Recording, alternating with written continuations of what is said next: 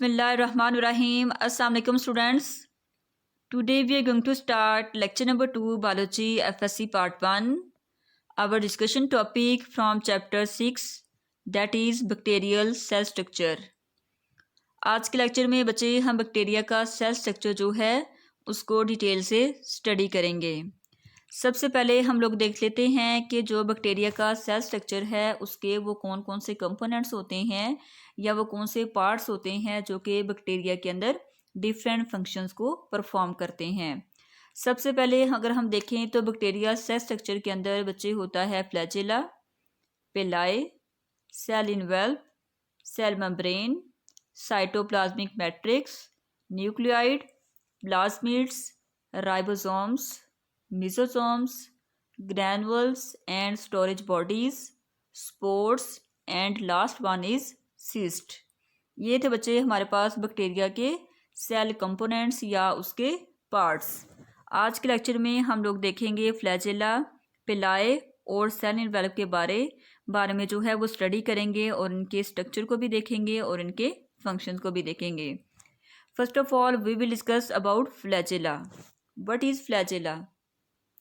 बच्चे इस नाम से आप लोग पहले भी फेमिलियर होंगे क्योंकि आप लोगों ने प्रीवियस क्लासेस के अंदर जो है इसका नाम सुना भी होगा, इसका फंक्शन जो है वो पढ़ा भी होगा।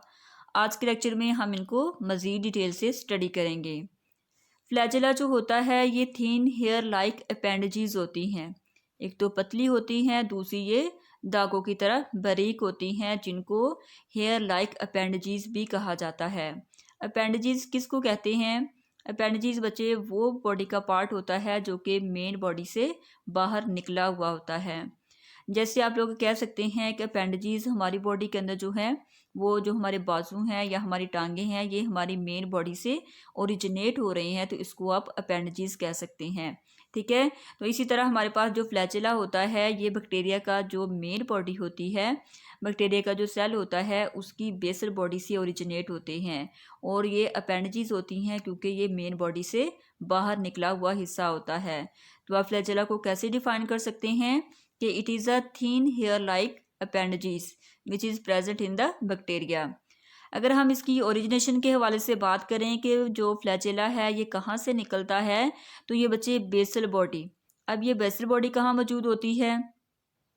आपको पता है कि आप लोगों ने बैक्टीरिया का जो स्ट्रक्चर है उसको स्टडी किया हुआ है कि इसकी जो आउटर मेम्ब्रेन होती है जिसको हम सेल वॉल कहते हैं, और सेल वॉल के बिल्कुल नीचे क्या होती है? सेल मेम्ब्रेन होती है। और जो सेल मेम्ब्रेन होती है इसके नीचे जो है वो बच्चे बेस प्लेट होती है।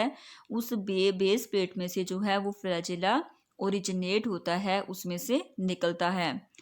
उसके बाद अगर हम इसकी कंपोजिशन के हवाले से बात करते हैं तो जो फ्लैजेला होता है ये स्पेशल किस्म की प्रोटीन से मिलके बनता है जिसको फ्लैजलिन प्रोटीन कहते हैं। और ये प्रोटीन क्या करती है कि ये इसको एक तो प्रोटेक्शन देती है और इसको एनर्जी प्रोवाइड करती है।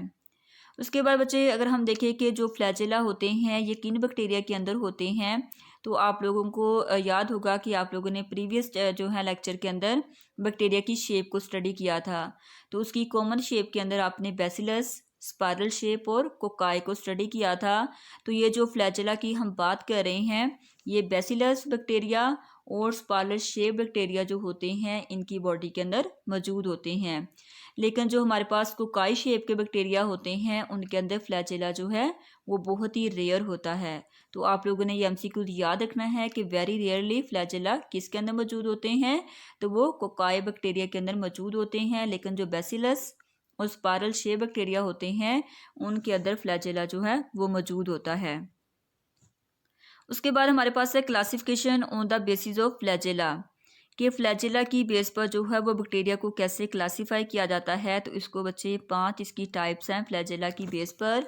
सबसे पहले हमारे पास है एट्राइकस, मोनोट्राइकस, लोफोट्राइकस, एम्फीट्राइकस और पेरिट्राइकस। सबसे पहले हमारे पास है एट्राइकस। एट्राइकस ए विदाउट और ट्राइकस मीन यहाँ फ्लैजेला की बात हो रही है। ठीक है, ट्राइकस का एक्चुअली जो मीनिंग होता है वो थ्रेड लाइक होता है। तो यहाँ हमारे पास थ्रेड लाइक या जो हमारे पास हेयर लाइक स्ट्रक्चर कौन सा है वो फ्लैजेला है। तो a mean without and trichous mean flagella. ऐसे बैक्टीरिया जिनके अंदर फ्लैजेला मौजूद नहीं होता उसको हम क्या बोलते हैं? एट्राइकस। उसके बाद हमारे पास है monotrichous, mono for one and trichous mean flagellum, जिसके अंदर एक फ्लैजेला मौजूद होता है उसको हम मोनोट्राइकस कहते हैं। उसके बाद हमारे पास है लोफोट्राइकस। अब ये जो लोफोट्राइकस है इसका क्या मतलब है कि इसके अंदर फ्लैजेला जो होते हैं उनका टफ्ट होता है। टफ्ट मतलब गुच्छा होता है, लेकिन वो एक पोल पे मौजूद होता है। आपको पता है कि बैक्टीरिया सेल के जो हैं वो दो पोल होते हैं, ठीक है, एक ये पोल है और एक ये पोल है। अगर एक पोल पर जो है वो टफ्ट ऑफ फ्लैजेला मौजूद होगा तो उसको हम क्या बोलेंगे, लोफोट्राइकस। क्लियर। उसके बाद हमारे पास है एम्फीट्राइकस। एम्फीट्राइकस के अंदर क्या होता है कि इसके अंदर भी टफ्ट ऑफ फ्लैजेला होता है, लेकिन इसके दो पोल पे मौजूद होता है।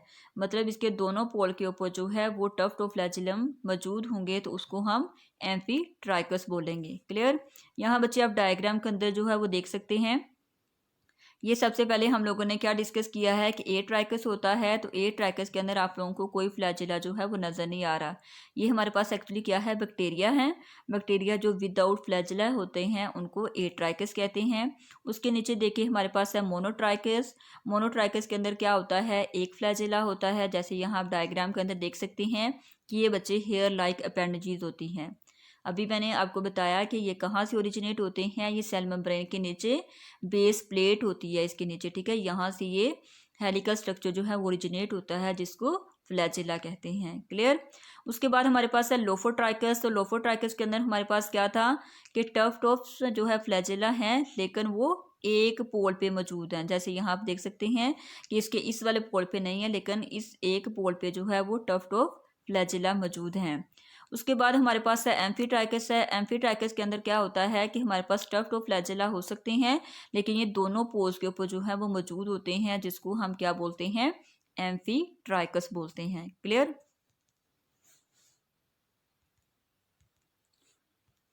उसके बाद बच्चे हमारे पास है पेरिट्राइकस। पेरिट्राइकस के अंदर क्या होता है कि जो फ्लैजेला होता है इसने पूरे जो सेल है बैक्टीरिया का उसको सराउंड किया होता है। मतलब ये पोज पे नहीं होता, बल्कि जो बैक्टीरिया की पूरी बॉडी होती है उसके ऊपर जो है इसने सराउंड किया होता है। जैसे यहाँ आप डायग्राम के अंदर देख सकते हैं, ये आपको पेरिट्राइकस जो है वो नज़र आ रहा है, ठीक है। ये हमारे पास बैक्टीरिया है और बैक्टीरिया की बॉडी के अंदर से क्या निकल रहे हैं, ये फ्लैजेला निकल रहे हैं, जो कि इसके अंदर हेयर लाइक स्ट्रक्चर्स होते हैं। क्लियर। उसके बाद बच्चे ये तो हमने इसका स्ट्रक्चर जो है वो डिस्कस कर लिया। अब हम इसके फंक्शंस को देख लेते हैं कि फ्लैजेला का काम क्या होता है। तो सबसे पहला इसका जो फंक्शन है वो है मोटाइलिटी। ठीक है, मोटाइल किसको कहते हैं, हरकत करना। तो सबसे पहले हमने देखना है कि फ्लैजेला का फंक्शन क्या है। तो ये मूवमेंट में हेल्प करता है। मोटाइलिटी किसे कहते हैं, मूवमेंट को कहते हैं। तो जब बैक्टीरिया ने एक जगह से दूसरी जगह मूव करना होता है तो वो अपने फ्लैजेला की मदद से एक जगह से दूसरी जगह जो है वो मूव कर सकते हैं। सेकंड बच्चे इसका जो फंक्शन है वो हमारे पास है कीमोटैक्सिस। अब कीमोटैक्सिस हमारे पास ये दो वर्ड से मिलके बना है, कीमो और टैक्सिस। टैक्सिस क्या है कि ये मूवमेंट है टूवर्ड्स स्टिमुलस। अब क्या होता है कि आपने टैक्सिस को सुना होगा, और टैक्सिस का काम क्या होता है कि वो आपको एक जगह से दूसरी जगह ले जाती है। जो भी आप उसको सिग्नल देते हैं तो उस सिग्नल की तरफ जो है वो आपकी गाड़ी या आपकी टैक्सी जो है वो मूव करना शुरू हो जाती है। इसी तरह ये जो हमारे पास फ्लैजेला होते हैं ये कीमोटैक्सिस का रोल प्ले करते हैं। वो कैसे करते हैं कि कीमो जो इसके साथ वर्ड इस्तेमाल हुआ है वो केमिकल के लिए इस्तेमाल हुआ है। तो जो बैक्टीरिया की बॉडी है उसके अंदर जो फ्लैजेला होता है ये बच्चे केमिकल की तरफ जो है वो सिग्नल शो करता है। अब वो सिग्नल कैसे शो करता है कि वो केमिकल जो कि बैक्टीरिया की बॉडी के लिए यूज़फुल होते हैं, तो ये फ्लैजेला मूव करता हुआ जो बैक्टीरिया की बॉडी होती है वो किसकी तरफ ले जाता है, केमिकल की तरफ ले जाता है। लेकिन जैसे ही वो केमिकल इनकी बॉडी के लिए नुकसानदेह होते हैं तो ये फ्लैजेला क्या करता है कि उसको अवे द मूव करवाता है, ठीक है, उसको केमिकल की तरफ जाने नहीं देता।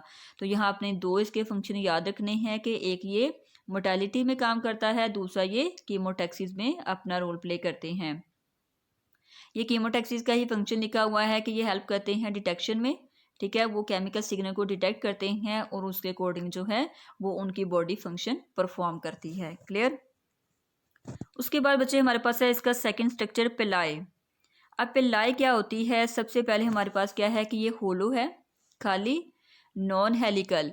वो हमारे पास फ्लैजेला था वो हेलिकल था। क्यों हेलिकल, किस स्ट्रक्चर को कहते हैं, स्पाइरल शेप को कहते हैं। तो ये पिलाई जो होती है ये नॉन हेलिकल होती है, मतलब सीधी होती है फिलामेंटस अपेंडेजेस। अब ये भी अपेंडेजेस हैं। क्यों इसको अपेंडेजेस कहा है? क्योंकि ये मेन बॉडी से बाहर होती है। तो ये फिलामेंटस अपेंडेजेस मीन धागे की तरह की अपेंडेजेस होती हैं। उसके बाद अगर हम इसकी देखते हैं कि ये किस कहाँ मौजूद होती है पिलाई, तो पिलाई मौजूद होती है ग्राम नेगेटिव बैक्टीरिया पे। ठीक है, ये ग्राम नेगेटिव बैक्टीरिया के बारे में जो है हम आगे जाके स्टडी करते हैं। और उसके बाद हमारे पास क्या है, इसका जो साइज़ होता है वो फ्लैजेला की निस्बत जो है वो छोटा होता है, और ये स्पेशल किस्म की प्रोटीन से मिलके बनती है, जिसको हम क्या बोलते हैं, पिलाइन बोलते हैं। उसके बाद अगर हम इसके फंक्शन के हवाले से बात करें तो ये बच्चे मोटालिटी में काम नहीं करता, मतलब करती, ठीक है, ये मूवमेंट में हेल्प नहीं करती, बल्कि इसके डिफरेंट हमारे पास जो है वो फंक्शन होते हैं। यहाँ आप डायग्राम के अंदर देख सकते हैं, दोनों की लोकेशन आपने देखनी है। ठीक है, ये आपको बैक्टीरिया सेल जो है वो नज़र आ रहा है। ठीक है, और इसकी यहाँ बेसल बॉडी से क्या ओरिजिनेट हो रहा है, फ्लैजेला। अभी जो हमने पीछे डिस्कस किया, ठीक है, ये इसकी बॉडी के अंदर से क्या रिलीज हो रहा है, इसके अंदर से फ्लैजेलम निकल रहा है। इसके साथ जो है इसकी बॉडी के बाहर जो है वो हेयर लाइक स्ट्रक्चर जो है वो आपको नज़र आ रहे हैं। ये क्या है, ये पिलाई है। अब देखिए, अब यहाँ के ये दोनों ही मेन बॉडी से बाहर हैं, जिसकी वजह से हमने इसके लिए जो वर्ड इस्तेमाल किया है वो है अपेंडेजेस। ठीक है, ये हमारे पास फ्लैजेलम है और ये इसकी पिलाई है। फंक्शन पिलाई के क्या है, सबसे इम्पोर्टेंट इसका जो फंक्शन है वो है कंजुगेशन। और कंजुगेशन किसको कहते हैं, कि जब एक बैक्टीरिया सेल जो है वो अपना जेनेटिक मटेरियल जो है वो दूसरे बैक्टीरिया के सेल के साथ एक्सचेंज कर रहा होता है, उस प्रोसेस को हम क्या बोलते हैं, कंजुगेशन कहते हैं। Conjugation involve in mating process, मतलब ये मेटिंग प्रोसेस करते हैं। एक बैक्टीरिया ने अगर अपना जेनेटिक मटेरियल एक्सचेंज करना है तो वो दूसरे जो हमारे पास बैक्टीरियल सेल होते हैं उसके साथ मीटिंग करते हैं और अपने जेनेटिक इन्फॉर्मेशन को शेयर करते हैं। सेकंड, इसका काम होता है अटैचमेंट। अगर आप किसी भी बैक्टीरिया ने किसी सरफेस के ऊपर अटैचमेंट करनी हो तो ये पिलाई जो होती है उसकी अटैचमेंट में जो है वो हेल्प करती है। तो ये दो इंपॉर्टेंट फंक्शन जो है वो आपने याद करने हैं। ये बहुत इंपॉर्टेंट शॉर्ट क्वेश्चन है कि व्हाट इज पिलाई एंड राइट इज फंक्शन, तो आप लोगों ने इसको बहुत अच्छे से याद करना है। उसके बाद बच्चे हमारे पास है सेल इनवेल्व। अब ये जो इनवेल्व का हम वर्ड इस्तेमाल करते हैं ये कवरिंग के लिए इस्तेमाल करते हैं। अब बैक्टीरिया का जो सेल होता है उसके अंदर जो है वो कवरिंग मौजूद होती हैं जो कि इसको प्रोटेक्शन प्रोवाइड कर रही होती हैं। तो वो सारी कवरिंग का जो एक कम्प्लेक्स होता है उसके लिए हम क्या वर्ड इस्तेमाल करते हैं, सेल इनवेल्व। आप इसको कैसे डिफाइन कर सकते हैं, द कम्प्लेक्सिस ऑफ लेयर्स, कि लेयर्स का एक कम्प्लेक्स होता है जो कि सेल प्रोटोप्लाज्म के ऊपर मौजूद होता है। एंड व्हाट इज प्रोटोप्लाज्म, ये आप लोगों ने चैप्टर 4 में स्टडी किया था कि प्रोटोप्लाज्म जो है वो साइटोप्लाज्म और न्यूक्लियस को कलेक्टिवली जो है वो प्रोटोप्लाज्म कहते हैं। तो इस प्रोटोप्लाज्म के ऊपर जो होता है कम्प्लेक्स होता है लेयर्स का, जिसको हम सेल इनवेल्व कहते हैं। ये जो बच्चे सेल इनवेल्व होता है ये बना होता है कैप्सूल का, स्लाइम का और सेल वॉल का। ये तीन कंपोनेंट्स मिलके जो है वो बैक्टीरिया का सेल इनवेल्व बनाते हैं। तो सबसे पहले हम डिस्कस कर लेते हैं कि कैप्सूल, कैप्सूल क्या होता है। अब ये बच्चे हमारे पास जो बैक्टीरिया होते हैं ये कैप्सूल को प्रोड्यूस करते हैं। अब ये क्या होती है कि ये कवरिंग होती है जो कि सेल के साथ जो है वो टाइटली बाउंडेड होती है। ठीक है, ये बैक्टीरिया के ऊपर जो है वो एक लेयर होती है जो कि सेल के साथ टाइटली बाउंड होती है और ये स्पेशल किस्म की पॉलीसेकेराइड से मिलके बनती है और प्रोटीन के यूनिट, मेन प्रोटीन और कार्बोहाइड्रेट्स में से पॉलीसेकेराइड से कैप्सूल मिलके बना होता है और ये थिकर होता है, गैमी इन नेचर होता है, मतलब चिपकने वाला। ये किसी भी सरफेस के साथ जो स्टिक की नेचर बनाता है वो किस वजह से बना रहा होता है, इस कैप्सूल की वजह से बना रहा होता है, क्योंकि एक तो वो थिक होता है, मोटा होता है और गैमी नेचर चिपकने वाला होता है ताकि वो इजीली किसी सरफेस के ऊपर जो है वो अटैच हो सके। उसके बाद बच्चे हमारे पास है स्लाइम। अब ये बच्चे कुछ बैक्टीरिया ऐसे होते हैं जिसके ऊपर जो है वो केला कैप्सूल होता है और कुछ के अंदर जो है वो स्लाइम भी मौजूद हो सकता है। अब ये दोनों का डिफरेंस आप लोगों ने याद रखना है, ये पेपर में आ जाता है अक्सर के difference between slime and capsule. तो स्लाइम क्या होता है कि ये लूज सोलेबल कवर होता है मैक्रो मॉलिक्यूल्स का। ठीक है, अब ये स्लाइम भी एक्चुअली कवरिंग है, लेकिन दोनों में डिफरेंस किस चीज़ का आ गया है कि वो टाइटली बाउंडेड थी, लेकिन जो स्लाइम होता है ये लूजली बाउंडेड होता है सेल के साथ। और ये कुछ बैक्टीरिया के अंदर होता है, तमाम बैक्टीरिया के अंदर स्लाइम मौजूद नहीं होता। और ये स्लाइम इस वजह से मौजूद होता है क्योंकि ये प्रोटेक्शन प्रोवाइड कर रहा होता है बैक्टीरिया को। क्यों बैक्टीरिया को प्रोवाइड करता है? ताकि अगर ये किसी लिविंग होस्ट की बॉडी के अंदर जाए तो उनका जो इम्यून सिस्टम है वो इसको खा ना सके, बैक्टीरिया को इनगल्फ ना कर सके। इस वजह से उनके ऊपर ये स्लाइम होता है, और ये स्लाइम जो होता है ये डिफरेंट केमिकल प्रोड्यूस करते हैं जो कि जहरीले होते हैं। ठीक है, तो ये बैक्टीरिया के ऊपर मौजूद होते हैं, और जिन बैक्टीरिया के ऊपर ये स्लाइम मौजूद होता है वो पैथोजेनिसिटी, इसको क्या बोलते हैं? पैथोजेनेसिटी, मतलब डिजीज कॉजिंग। जिन बैक्टीरिया के ऊपर ये कवरिंग मौजूद होती है स्लाइम की, वो क्या करते हैं? वो डिजीज कॉज करते हैं। और दूसरी बड़ी बात ये है कि ये प्रोटेक्ट करते हैं फ्रॉम फेगोसाइटोसिस। फेगोसाइटोसिस क्या था कि ये इनगल्फिंग नेचर होती है। ठीक है, तो ये स्लाइम की वजह से क्या होता है कि जो लिविंग होस्ट होते हैं उनकी बॉडी जो है वो इन बैक्टीरिया को खा नहीं सकती, ना ही इन बैक्टीरिया के खिलाफ लड़ सकती है, क्योंकि ये केमिकल रिलीज करते हैं जिसकी वजह से वो इम्यून सिस्टम उनको नहीं खा पाते। ठीक है, और ये उस लिविंग होस्ट के अंदर जो है वो डिजीज कॉज करते हैं। यहाँ बच्चे आप लोग दोनों की जो है वो लोकेशन देख सकते हैं। ठीक है, हम लोगों ने क्या क्या इसके अंदर स्टडी किया है? कैप्सूल और स्लाइम लेयर को अभी हमने डिस्कस किया कि सेल इनवेल्प के अंदर क्या होता है, इसका कैप्सूल होता है और स्लाइम लेयर होती है, और थर्ड इसके अंदर जो है वो सेल वॉल होता है।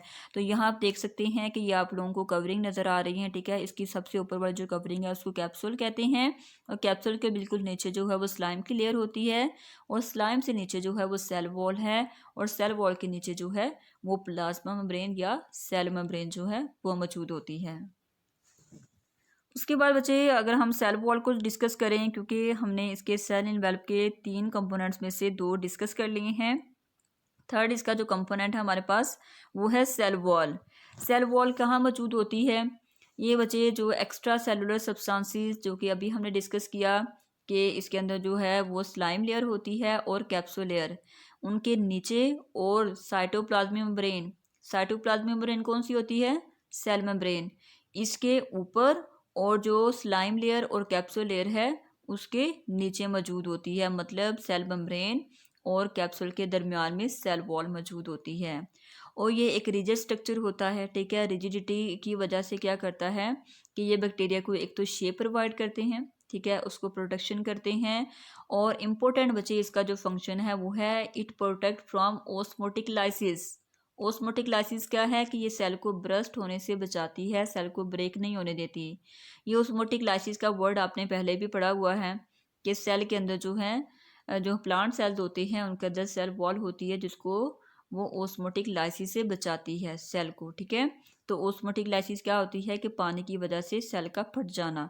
ठीक है, तो ये जो सेल वॉल बैक्टीरिया के अंदर मौजूद होती है ये इनको प्रोटेक्शन प्रोवाइड करती है ताकि ओस्मोटिक लाइसिस से बचाया जा सके। उसके बाद बच्चे एक इम्पोर्टेंट इसके अंदर जो एमसीक्यूज है वो अक्सर पेपर में आ जाता है कि सेल वॉल जो है वो किसके अंदर एब्सेंट होती है, तो वो माइकोप्लाज्मा। ठीक है, ये हम लोगों ने प्रीवियस लेक्चर में पढ़ा था कि माइकोप्लाज्मा जो है ये स्मॉलेस्ट बैक्टीरिया है, तो इसके अंदर जो है वो सेल वॉल एब्सेंट होती है। उसके बाद बच्चे हमारे पास है ग्राम स्टेनिंग टेक्निक। अब ये देखिए कि जो हमारे पास ये सेल वॉल के स्ट्रक्चर को एक्सप्लेन करने के लिए एक टेक्निक बनाएगी जिसको ग्राम स्टेनिंग टेक्निक कहते हैं। अब ये ग्राम स्टेनिंग टेक्निक इसको क्यों कहते हैं? क्योंकि बच्चे ये जो ग्राम है ये एक साइंटिस्ट का नेम है जो कि एक क्रिश्चियन साइंसदान था ग्राम। उसने अपने नेम की बेस पर जो है इस टेक्निक का नाम रखा है ग्राम स्टेन टेक्निक। अब ये स्टेन का जो वर्ड मैं यहाँ इस्तेमाल कर रही हूँ ये कलर के लिए इस्तेमाल करते हैं, डाई के लिए हम इस्तेमाल इसको करते हैं। ठीक है, तो इसकी बेस पर जो है वो सेल वॉल को 2 हिस्सों में डिवाइड किया गया है, मतलब सेल वॉल के अंदर डिफरेंस आ गया था इस स्टेनिंग, इस कलर की वजह से। क्योंकि जब ये स्टेनिंग का प्रोसेस किया गया था तो इसकी वजह से सेल वॉल का जो कलर था वो चेंज हो गया था। तो सेल वॉल के कलर के चेंज होने की वजह से बैक्टीरिया को 2 हिस्सों में या 2 ग्रुप्स में जो है वो डिवाइड कर दिया गया था। सबसे पहले हमारे पास है ग्राम पॉजिटिव बैक्टीरिया, उसके बाद हमारे पास है ग्राम नेगेटिव बैक्टीरिया। अब ये 2 बैक्टीरिया जो है वो सेल वॉल के डिफरेंसेस की बेस पर जो है इसको डिवाइड किया था। एक्चुअली बच्चे ये हमारे पास टेक्निक क्या थी, ग्राम ने किया क्या था? ग्राम ने जो है वो 2 तरह की डाई बनाई, मतलब 2 तरह की स्टेन्स बनाई। एक थी प्राइमरी डाई और एक थी हमारे पास सेकेंडरी डाई। अब जो हमारे पास प्राइमरी डाई थी उसके अंदर जो है उसने क्रिस्टल वायलेट जो है वो यूज़ किया, जो कि पर्पल कलर शो करता है। कौन सा? Crystal violet. वो पर्पल कलर शो करता है, और दूसरी उसने डाई बनाई जिसको सेकेंडरी डाई कहते हैं, और सेकेंडरी डाई का जो कलर होता है वो पिंक कलर होता है, और सेकेंडरी डाई का नाम जो है वो सेफ्रानिन है। ठीक है, ये बच्चे पूरी टेक्निक जो है ये आपकी बुक के अंदर नहीं दी गई, लेकिन आपने इसको गौर से सुनना है कि इसकी दो टेक्निक थी, दो स्टेन्स थी। ये प्राइमरी डाई बनाई जिसका कलर पर्पल था, और एक सेकेंडरी बनाई जिसका कलर जो है वो पिंक था। पिंक कलर में जो है वो केमिकल यूज़ किया गया सेफ्रानिन को, और प्राइमरी डाई के अंदर जो है वो केमिकल यूज़ किया गया था क्रिस्टल वायलेट। ठीक है, ये दोनों यूज़ किए तो उसने कुछ बैक्टीरिया लिए, उसने दोनों से ही ट्रीट करवा दिया, सेफ्रानिन से भी ट्रीट करवा दिया, और उसको उसके जो हमारे पास फर्स्ट डाई बनाई थी क्रिस्टल जो है वायलेट की, पर्पल कलर, उन दोनों के साथ जो है उस बैक्टीरिया को ट्रीट करवाया। लेकिन जो बैक्टीरिया ने पर्पल कलर सिर्फ शो किया, लेकिन पिंक कलर शो जो है वो नहीं किया था। जब वो कलर शो नहीं किया गया था, मतलब कि पर्पल कलर शो हो गया, तो उसने उस बैक्टीरिया को नाम दे दिया ग्राम पॉजिटिव बैक्टीरिया। फिर उसने क्या किया कि दोबारा से एक एक्सपेरिमेंट किया, उसने कुछ बैक्टीरिया उसमें डाले, उसने दोबारा से ये वही प्रोसेस किया कि उसको सेफ्रानिन से भी डील करवाया और उसको क्रिस्टल वाले से भी डील करवाया। लेकिन जिसने पर्पल कलर दिया उसने उसको ग्राम पॉजिटिव बैक्टीरिया का नेम दे दिया, और जिसने पिंक कलर को शो किया उसने उसको ग्राम नेगेटिव बैक्टीरिया का नेम दे दिया। ठीक है, ये पूरी टेक्निक थी जो कि ग्राम स्टेनिंग टेक्निक कहलाती है। यहाँ बच्चे देखिएगा कैरेक्टरिस्टिक्स आपको दिए गए हैं, ये टेबल आपकी बुक के अंदर दिया गया है। आपने इस टेबल को जो बहुत अच्छे से याद करना है, क्योंकि ये पेपर में जो है वो अक्सर आ जाता है लॉन्ग क्वेश्चन के तौर पर। तो इसकी डेफिनेशन को हम स्टडी कर लेते हैं कि ग्राम पॉजिटिव किनको कहा था, कि ये ऐसे बैक्टीरिया हैं जो कि पर्पल स्टेन को शो करते हैं। अभी जो हम पीछे डिस्कस करके आए हैं, ठीक है, पूरा एक्सपेरिमेंट, तो उसके अंदर जो है हमने क्या कहा था कि जो पर्पल स्टेन शो करते हैं उनको हम ग्राम पॉजिटिव कहते हैं, और जो पिंक कलर का स्टेन शो करते हैं उनको ग्राम नेगेटिव कहते हैं। उसके बाद नंबर ऑफ मेजर लेयर्स की बात करें तो जो ग्राम पॉजिटिव होती है उसके अंदर एक लेयर होती है, और जो ग्राम नेगेटिव होते हैं उसके अंदर दो लेयर जो हैं वो मौजूद होती हैं। केमिकल कंपोजिशन के हवाले से बच्चे बात करें तो जो ग्राम पॉजिटिव होते हैं उनको पेप्टाइडोग्लाइकन से बनाया गया है, और पेप्टाइडोग्लाइकन अगर देखा जाए तो ये कम्बिनेशन है दो वर्ड्स का, peptido for amino acids and glycan for carbohydrates. Means amino acids और जो हमारे पास पॉलीसेकेराइड ग्लाइकन है, ये दोनों मिलके क्या बनाते हैं, पेप्टाइडोग्लाइकन बनाते हैं। और बैक्टीरिया का जो सेल होता है उसके ड्राई वेट में से 50% जो है वो पेप्टाइडोग्लाइकन होती है। इसके अलावा बच्चे इसके अंदर एसिड होता है जिसको टाइकोइक एसिड कहते हैं। उसके बाद हमारे पास लिपोटाइकोइक एसिड और लिपर्स 1 to 4%। ये बच्चे डिफरेंट केमिकल्स हैं जो कि ग्राम पॉजिटिव सेल वॉल के अंदर जो है वो मौजूद होते हैं। उसके बाद ग्राम नेगेटिव जो होते हैं इनके अंदर पेप्टाइडोग्लाइकन जो होती है वो 10% होती है। इसके अंदर लिपोसेक्राइड्स जो हैं, lipopolysaccharides, lipo for lipids and polysaccharide for carbohydrate. तो ये बच्चे कंजुगेट मॉलिक्यूल्स है जो आप लोगों ने चैप्टर 2 में जो है वो स्टडी किए थे। ठीक है, उसके बाद हमारे पास है लिपोप्रोटीन, ये भी कंजुगेट मॉलिक्यूल्स हैं, और इसके अंदर जो लिपर्स होती हैं वो 11 to 12% जो है वो पाई जाती है। उसके बाद हमारे पास है ग्राम पॉजिटिव बैक्टीरिया के अंदर करेक्टर है कलर का। अब आपने देखा कि प्राइमरी डाई शो किया था पर्पल कलर, तो उसको ये जो ग्राम पॉजिटिव बैक्टीरिया होते हैं ये प्राइमरी डाई शो करते हैं, लेकिन जो ग्राम नेगेटिव होते हैं वो सेकेंडरी डाई शो करते हैं, जिसमें हमने सेफ्रानिन को यूज़ करते हुए पिंक कलर जो है वो ग्राम नेगेटिव बैक्टीरिया को दिया था। उसके अलावा थिकनेस के हवाले से बात करें तो ग्राम पॉजिटिव बैक्टीरिया के अंदर जो है वो एक लेयर होती है, तो उसकी थिकनेस जो है वो ज़्यादा होती है 20 to 80 नैनोमीटर, लेकिन जो ग्राम नेगेटिव की होती है वो 8 to 11 नैनोमीटर होती है। उसके बाद बच्चे हमारे पास आउटर मेम्ब्रेन के हवाले से बात करें तो जो ग्राम पॉजिटिव बैक्टीरिया होते हैं उनके ऊपर जो है वो मेम्ब्रेन मौजूद नहीं होती, लेकिन जो ग्राम नेगेटिव होती है उनके ऊपर मेम्ब्रेन जो है वो मौजूद होती है। उसके बाद पेरीप्लाज्मिक स्पेस। अब पेरीप्लाज्मिक स्पेस क्या होती है, ये बच्चे वो स्पेस होती है जो कि सेल वॉल और सेल मेम्ब्रेन के दरमियान भी स्पेस मौजूद होती है। अब ये जो ग्राम पॉजिटिव बैक्टीरिया होते हैं इनके अंदर कुछ के अंदर ये स्पेस मौजूद होती है, लेकिन जो ग्राम नेगेटिव बैक्टीरिया होते हैं इनके तमाम के अंदर जो है ये स्पेस मौजूद होती है। उसके बाद परमेबिलिटी के हवाले से बात करें, परमेबिलिटी परमिशन से निकला है, मतलब ये चीज़ों को पास आउट होने देती है या नहीं देती। तो जो ग्राम पॉजिटिव बैक्टीरिया होते हैं ये मोर परमिएबल होते हैं, मीन्स ये चीज़ों को मैक्रो मॉलिक्यूल्स को भी अपने अंदर से पास होने देते हैं। लेकिन जो ग्राम नेगेटिव बैक्टीरिया होते हैं ये लेस परमिएबल होते हैं, क्योंकि ये सिलेक्टिव चीज़ों को अपने अंदर से पास होने देते हैं। ये पूरा टेबल बच्चे आपने अच्छे से जो है वो याद करना है। यहाँ आप लोग देख सकते हैं आपको बताई गई हैं बच्चे ग्राम पॉजिटिव बैक्टीरिया की सेल वॉल भी बताई गई है और ग्राम नेगेटिव की भी। ठीक है, यहाँ आप क्लियरली डिफरेंस देख सकते हैं कि ग्राम पॉजिटिव के अंदर आपने क्या बात की कि इसकी जो है पेप्टाइडोग्लाइकन लेयर जो है वो मौजूद होती है। ठीक है, और इसके दरमियान में आप लोगों को स्पेस भी जो है वो नज़र नहीं आ रही। ठीक है, और एक ही इसके ऊपर जो है वो लेयर मौजूद होती है। ठीक है, लेकिन यहाँ आप देख सकते हैं कि ग्राम नेगेटिव के अंदर क्या है कि आप लोगों को साइटोप्लाज्मिक मेम्ब्रेन के अलावा जो है इनके दरमियान में जो है वो स्पेस भी पेरीप्लाज्मिक स्पेस ये वाली स्पेस है, लेकिन ये वाली स्पेस आपको यहाँ नज़र नहीं आ रही। ठीक है, क्लियरली आप इस डायग्राम को देखिएगा कि इसके अंदर जो है वो आपको स्पेस सेल वॉल और सेल मेम्ब्रेन के दरमियान स्पेस नज़र आ रही है, लेकिन यहाँ स्पेस जो है वो नहीं है। तो ये डिफरेंस आप लोगों ने देखना है पेरिप्लाज्मिक के हवाले से। और दूसरी बात ये है कि इसके ऊपर जो है वो आपको सिंगल लेयर नज़र आ रही है। ठीक है, कैप्सूल के नीचे। लेकिन यहाँ आप देख सकती हैं कि आप लोगों को एक पर्पल जो है लेयर नज़र आ रही है, लेकिन पर्पल के ऊपर जो है वो एक आउटर मेम्ब्रेन जो है वो नज़र आ रही है। तो अभी हमने इसके डिफरेंस में क्या देखा था कि ग्राम पॉजिटिव के अंदर एक लेयर होती है, लेकिन ग्राम नेगेटिव के अंदर जो है वो 2 लेयर मौजूद होती हैं, जो कि इम्पोर्टेंट जो है इसका डिफरेंस है। क्लियर। उसके बाद बच्चे हमारे पास है chemical composition of cell wall. ये वही चीज़ें हैं जो हम अभी पीछे डिस्कस करके आए हैं कि जो सेल वॉल है वो पेप्टाइडोग्लाइकन से बनी होती है।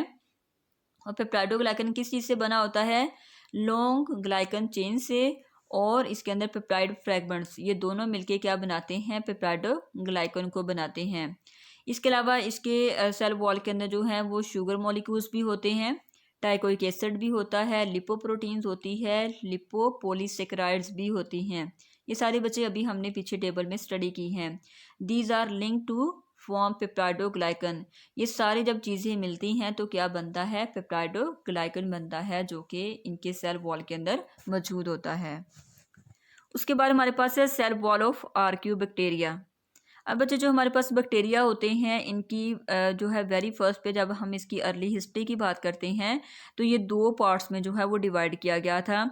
सबसे जो पुराने बैक्टीरिया थे उनको नाम दिया गया था आर्क्यू बैक्टीरिया का, लेकिन जो हमारे पास ट्रू बैक्टीरिया हैं उनको यू बैक्टीरिया कहते हैं। लेकिन जो आर्क्यू बैक्टीरिया और यू बैक्टीरिया है इन दोनों की सेल वॉल का डिफरेंस है। वो डिफरेंस किस हवाले से है कि जो आर्क्यू बैक्टीरिया होते हैं उनके सेल वॉल के अंदर बच्चे पेप्टाइडोग्लाइकन जो है वो नहीं होता, बल्कि उनकी सेल वॉल के अंदर प्रोटीन्स होती हैं।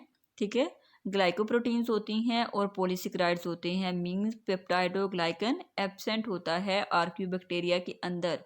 ये डिफरेंस आप लोगों ने याद रखना है कि आर्क्यू बैक्टीरिया और यू बैक्टीरिया में डिफरेंस क्या है।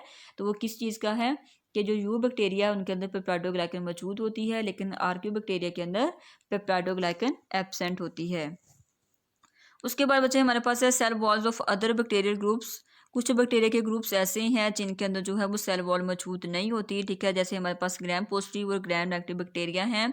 इसके अलावा जो हमारे पास हर एक के अंदर बच्चे ये कंपोजिशन जो है वो डिफरेंस हो सकती है। ठीक है, इनकी जो है केमिकल कंपोजिशन अभी आपने देखी ग्राम पॉजिटिव की भी और ग्राम नेगेटिव की, इसके अंदर जो केमिकल्स हैं वो डिफरेंट होते हैं। ठीक है, लेकिन जो माइकोप्लाज्मा है उसके अंदर जो है वो सेल वॉल एब्सेंट होती है। क्लियर। ये था बच्चे आज का आपका लेक्चर। होप्स आपको समझ आ गया होगा।